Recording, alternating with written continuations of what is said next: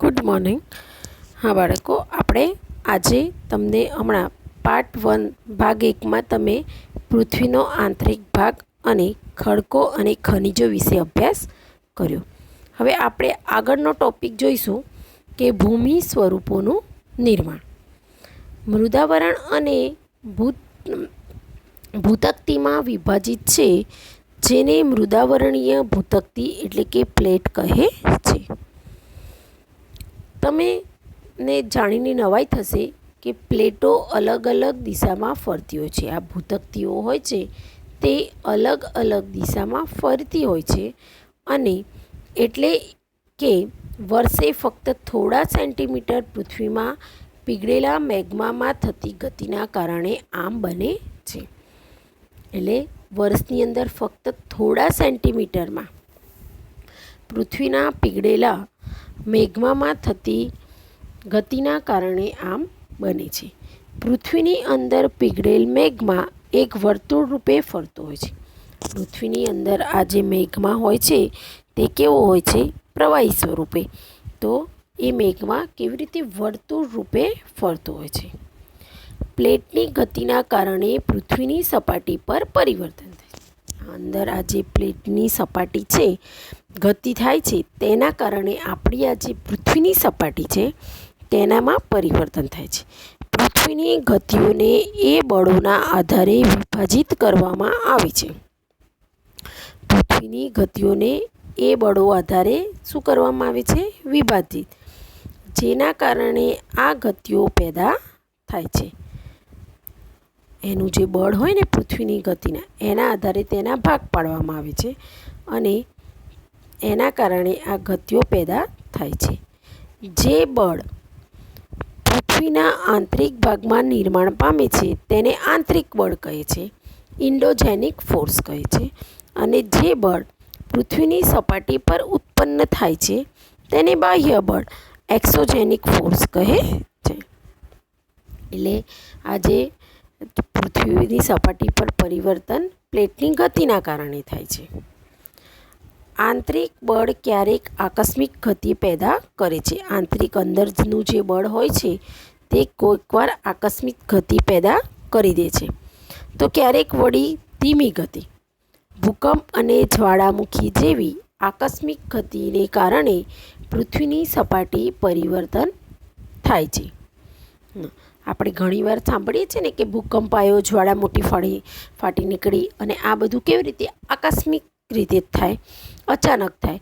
તો પૃથ્વીની સપાટી પર પરિવર્તન થાય છે. ભૂકવચ પર ખુલ્લું એક એવું છિદ્ર હોય છે કે જેમાંથી પીગળેલા પદાર્થ અચાનક નીકળે છે. આ ભૂકવચ પર એક એવું છિદ્ર હોય, કાણું હોય, તો જેમાંથી પીગળેલા પદાર્થ અચાનક નીકળે છે, જેને જ્વાળામુખી કહેવામાં આવે છે. આ જ્વાળામુખી ફાટી પડે ને, એક જ જગ્યા પર મોટું છિદ્ર પાડી દે ને એમાંથી લાવા નીકળતો હોય છે. આમ મૃદાવરણીય ભૂતકતી પ્લેટોની ગતિશીલતાથી પૃથ્વીની સપાટી પર કંપન થાય છે. આ ગતિ છે પૃથ્વીની સપાટી પર શું થાય? કંપન, ધ્રુજારી. આ કંપન તેના કેન્દ્રની ચારે બાજુ કરે છે. આ કેન્દ્ર એક જ હોય, પણ એની જે ધ્રુજારી હોય છે, કંપન હોય છે, તે ચારે બાજુ કરે છે. આ કંપનને ભૂકંપ કહે છે.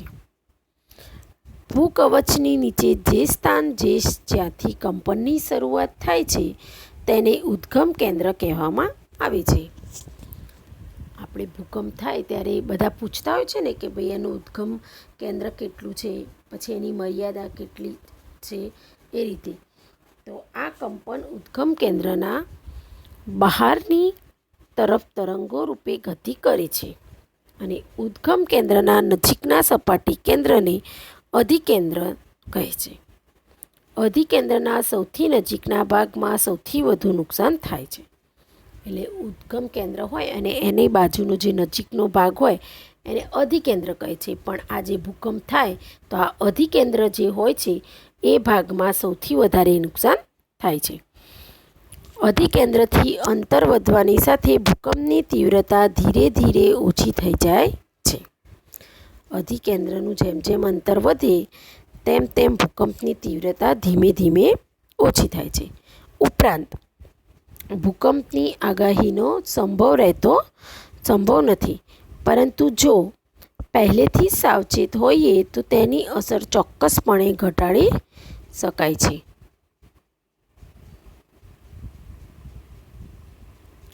આ જે સૌથી નજીકનો ભાગ તો હોય છે, પણ તેની અસર ચોક્કસપણે આપણે ઘટાડી શકીએ છીએ. સ્થાનિક લોકો કેટલીક સામાન્ય પદ્ધતિથી ભૂકંપની સંભાવનાનું અનુમાન કરે છે. જેમણે પ્રાણીઓના વર્તનનો અભ્યાસ, તળાવની માછલીઓની તીવ્ર હેરફેર, સરીસૃપોનું પૃથ્વી સપાટી પર આવવું. ભૂકંપ થવાનું હોય તો સ્થાનિક લોકોને પહેલાંથી થોડી ઘણી સંભાવનાથી અનુમાન કરે છે. જેમ કે પ્રાણીઓના વર્તનનો અભ્યાસ, પછી તળાવની જે માછલીઓ હોય તીવ્ર હેરફેર કરે અને સરીસૃપોનું પૃથ્વી સપાટી પર આવવું.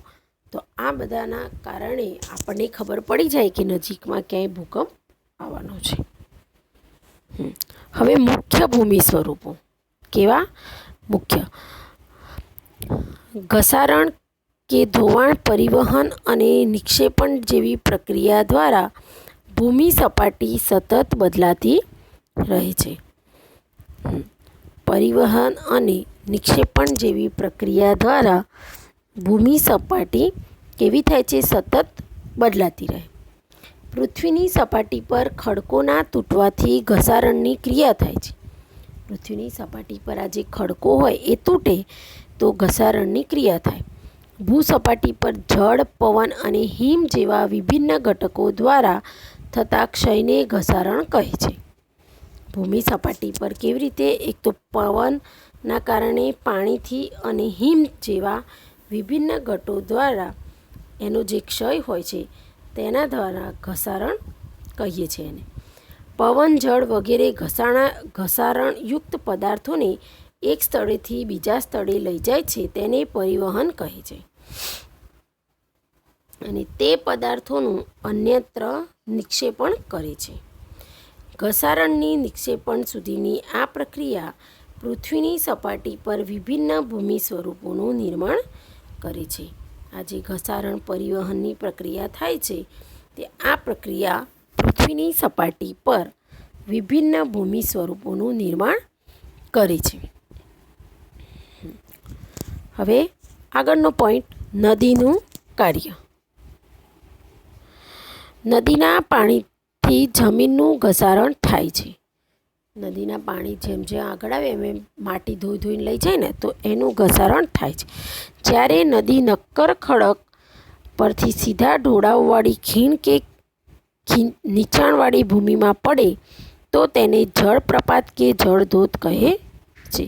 જો બાજુમાં તમને આકૃતિ દેખાય છે ને, પિક્ચર, હા, તો જ્યારે નદીના નક્કર ખડક પરથી સીધા ઢોળાવવાળી ખીણ કે નીચાણવાળી ભૂમિમાં પડે તો એને શું? જળધોધ કહે છે.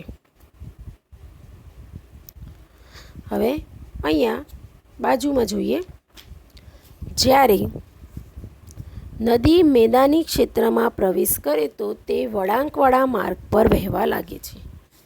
નદી એના પ્રવાહથી તો ભલે થતી હોય, પણ જ્યારે મેદાનવાળા ક્ષેત્રમાં પ્રવેશ કરે તો તે વળાંકવાળા માર્ગ પર વહેવા લાગે. નદીના આ મોટા વળાંકોને સર્પાકાર વહન માર્ગ કહે છે. આ નદીના મોટા વળાંકો હોય એને કયો માર્ગ? સર્પાકાર, સાપ આકારનો હોય, વહન માર્ગ કહે છે. ત્યારબાદ સર્પાકાર વહન માર્ગના કિનારા પર સતત ઘસારણ અને નિક્ષેપણ શરૂ થઈ જાય છે. સર્પાકાર વળાંકો સમય જતાં ખૂબ જ નજીક આવી જતાં લગભગ ઘોડાની નાળ આકાર કે વર્તુળાકાર ધારણ કરે છે. અહીંયા બાજુમાં પિક્ચર છે એમાં આ જે આપણે વાત થાય છે તે પ્રમાણેના આકાર બની જાય છે. જો આકૃતિમાં આપેલું છે કે ધોવાણનો પ્રથમ તબક્કો, તો નદી એક્સ પર ધોવાણ અને વાય પર નિક્ષેપણ, પછી વધુ નિક્ષેપણ અને પછી આવો ઘોડાની નાળ જેવો આકાર બની જાય અને આવું સરોવર બની જાય છે આખું. અહીંયા જોઈએ, આ અવસ્થામાં જ્યારે નદીમાં પૂર આવે ત્યારે નિક્ષેપણથી વળાંક વચ્ચેના ભૂમિભાગો નદી પ્રવાહથી કપાઈ જાય છે અને નદી તેના લાંબા માર્ગને છોડીને સીધો માર્ગ ગ્રહણ કરી દે છે. નદીના છોડેલા નળાકાર ભાગમાં પાણી રહી જાય છે. તેને નળાકાર સરોવર કહે છે. તમારી આકૃતિમાં બતાવેલું છે. ક્યારેક નદી પોતાના કિનારેથી બહાર વહેવા લાગે છે. પરિણામે નજીકના વિસ્તારોમાં કાંપ અને અન્ય પદાર્થોનું નિક્ષેપણ થાય છે. તેને પૂરના મેદાનો કહે છે. આ જે મેદાનો બની જાય, માટીને બધું એકઠું થાય, તો આને શું કહે છે? પૂરના મેદાનનું નિર્માણ કર્યું તેમ કહે છે. જ્યારે નદીના બંને કિનારે મોટા પ્રમાણમાં કાંપ માટીના નિક્ષેપણ લાંબા અને ઓછી ઊંચાઈના અનેક ઢગ રચાય છે ત્યારે તેને કુદરતી તટબંધ કહે છે. સમુદ્ર સુધી પહોંચતા સુધીમાં નદીનો પ્રવાહ ધીમો થઈ જાય છે. સમુદ્ર સુધી આ જે પ્રવાહ હોય છે નદીનો, એ કેવો પડી જાય? ધીમો પડી જાય છે. તથા નદી અનેક પ્રવાહોમાં વિભાજિત થઈ જાય છે, જેને શાખા પ્રશાખા કહેવામાં આવી છે. તેના ભાગ પડી જાય ને એટલે એને શાખા પ્રશાખા કહે છે. નદીની ગતિ ધીમી થઈ જાય કે પોતાની સાથે લાવેલ કાંપ, રેતી, માટી અને અન્ય પદાર્થોનું નિક્ષેપણ કરવા લાગે છે. દરેક શાખા પ્રશાખા પોતાના મુખનું, એટલે નદીનું જે મુખ બને છે તેનું નિર્માણ કરે છે. બધા મુખોમાં નિક્ષેપણમાં જથ્થાથી મુખ ત્રિકોણ એટલે કે ડેલ્ટાનું નિર્માણ થાય છે. આમ આજે આપણે નદીનું સ્વરૂપ જોયું.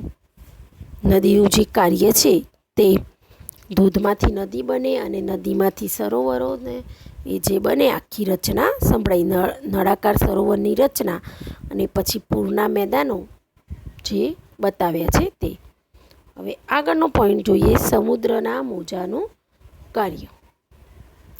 સમુદ્રના મોજાના ઘસારણ અને નિક્ષેપણ કિનારાના ભૂમિ સ્વરૂપો બનાવે છે. સમુદ્રના જે મોજાનું ઘસારણ થાય અને નિક્ષેપણ, તે આ કિનારાઓમાં શું બનાવે છે? ભૂમિ સ્વરૂપો. સમુદ્રના મોજા સતત ખડકો સાથે ટકરાયા કરે છે. સમુદ્રના આ મોજા છે એ સતત શું કરે? ખડકો સાથે ટકરાય એટલે કે અથડાય છે, જેનાથી તિરાડો પડી જાય છે. સમયાંતરે તે મોટી અને પહોળી બની જાય છે. જેમ જેમ વર્ષો જાય તેમ તેમ એ કિનારો પાડેલી હોય છે તે મોટી અને પહોળી બને છે. તેથી સમુદ્રી ગુફા કહે છે. એટલે તેને શું કહેવામાં આવે છે? સમુદ્રી ગુફા. આ ગુફાઓના મોટા થતા જવાથી માત્ર છત જ રહે છે, જેનાથી તટીય મહેરાબ કમાન કહે છે. સતત ઘસારણ છતને પણ તોડી નાખે છે અને ફક્ત દિવાલો રહે છે. સતત ઘસારણ થાય તો આ છતને તોડી નાખે અને ખાલી દિવાલો રહે. દિવાલ જેવા આ ભૂ સ્વરૂપને સ્ટેક કહે છે. સમુદ્ર જળની ઉપર લગભગ ઉધ્વ થયેલ ઊંચા ખડકાળ કિનારાઓને સામુદ્ર કમાન કહે છે. સ્ટેક કહે છે દિવાલ જેવા ભૂ સ્વરૂપને, અને સમુદ્ર જળની ઉપર લગભગ ઉધ્વ થયેલ ઊંડા ખડકાળ કિનારાઓને સમુદ્ર કમાન કહે. સમુદ્રી મોજાઓ કિનારા પર નિક્ષેપણ જમા કરી સમુદ્ર પુલિનનું નિર્માણ કરે છે. આમ સમુદ્રના મોજાનું કાર્ય છે. હવે હિમ નદીનું કાર્ય. હિમ નદી હિમાચ્છિત પર્વતીય ક્ષેત્રોમાં બરફની નદીઓ બને છે. હિમાચલ પ્રદેશ હોય અને હિમાલયવાળો આ જે હોય ત્યાં હિમ નદી, હિમાચ્છિત પર્વતો હોય તે, હિમ એટલે બરફ, ક્ષેત્રોમાં બરફની નદીઓ બની જાય છે. હિમ નદીઓ નીચેનો નક્કર ખડકોથી ગોળાક્ષમ માટી અને પથ્થરોનું ઘસારણ કરી વિશિષ્ટ કે ગોળાક્ષી ભૂદૃશ્ય નિર્માણ કરે છે. હિમનદી ઘસારણ દ્વારા યુ આકારની ખીણનું નિર્માણ થાય છે. આ હિમનદીનું ઘસારણ થાય તો કેવા પ્રકારની ખીણ બને? યુ આકાર. યુ હોય ને એના. હિમનદી પીગળતા પર્વતીય ક્ષેત્રોમાં આવેલા કોતરોમાં પાણી ભરાઈ સરોવરોનું નિર્માણ થાય છે. હિમનદી દ્વારા લાવવામાં આવેલ પદાર્થો જેવા કે નાના મોટા ખડકો, રેતી અને કાંકરા નિક્ષેપિત થતાં તેના પ્રવાહ વચ્ચે ટેકરીરૂપ ડ્રમલીન ભૂમિ સ્વરૂપની રચના થાય છે. એટલે હિમનદી દ્વારા લેવામાં જે પદાર્થો આવે છે, લાવેલા પદાર્થો, તે નાના મોટા ખડકો, રેતી અને કાંકરા નિક્ષેપિત કરતાં તેના પ્રવાહ વચ્ચે ટેકરીરૂપ ડ્રમલીનની રચના થાય. હવે છેલ્લો મુદ્દો છે આપણો પવનનું કાર્ય. રણમાં પવન એ ઘસારણ અને નિક્ષેપણનું મુખ્ય પરિબળ છે. રણ પ્રદેશમાં આપણને શું જોવા મળતું હોય છે?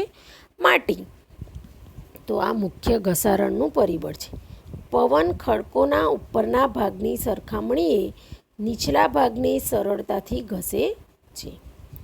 પવન આ ખડકોના ઉપરના જે ભાગ છે તેની સરખામણીએ નીચલા ભાગને સરળતાથી ઘસી નાખે છે. આથી આવા ખડકોના આધારે સાંકડો અને મથાળો મોટું રહે છે. રણમાં ભૂછત્ર આકારના ખડકો જોવા મળે છે, જેને સામાન્ય રીતે ભૂછત્ર ખડક પણ કહેવાય છે. એના આકાર ઉપરથી ભૂછત્ર ખડક એવું નામ આપ્યું. તેવા ભૂમિ સ્વરૂપને ભૂછત્ર ખડક કહે છે. પવન ગતિથી પોતાની સાથે રેત કે એક સ્થળેથી બીજા સ્થળ પર પહોંચાડે છે. પવન શું કરે છે? પોતાની ગતિ જેમ વધારે હોય તો પવન એક સ્થળેથી બીજા સ્થળે આ રેતીને પહોંચાડે છે. જ્યારે પવનની ગતિ અટકે છે ત્યારે તે રેતી જમીન પર પથરાઈ ને નાની ટેકરી બની જાય છે. બાજુના પિક્ચરમાં આપેલું છે, તમે જોઈ શકો છો આકૃતિમાં. હા, તેને ઢૂવા એટલે બારખન કહે છે. આ માટીના જે ઢગલા બની જાય છે તેને ઢૂવા કે બારખન કહે છે. જ્યારે રાજસ્થાનના રણમાં આ પ્રકારના ઢૂવા જોવા મળે છે. આ પ્રકારના ઢૂવા આપણને કયા? રાજસ્થાનના રણમાં જોવા મળે. તેને દૂર લઈ જાય છે. જ્યારે આ માટીના કણ વિશાળ વિસ્તારમાં નિક્ષેપિત થાય છે તો તેને લોએસ કહે છે. અને ચીનમાં મોટા લોએસ નિક્ષેપ જોવા મળે છે. આ જે મોટા લોએસ છે તે આપણને ચીનમાં વધુ પ્રમાણમાં જોવા મળે છે. આમ અહીંયા આપણે શું જોયું? ભૂમિ સ્વરૂપોનું નિર્માણ જોયું.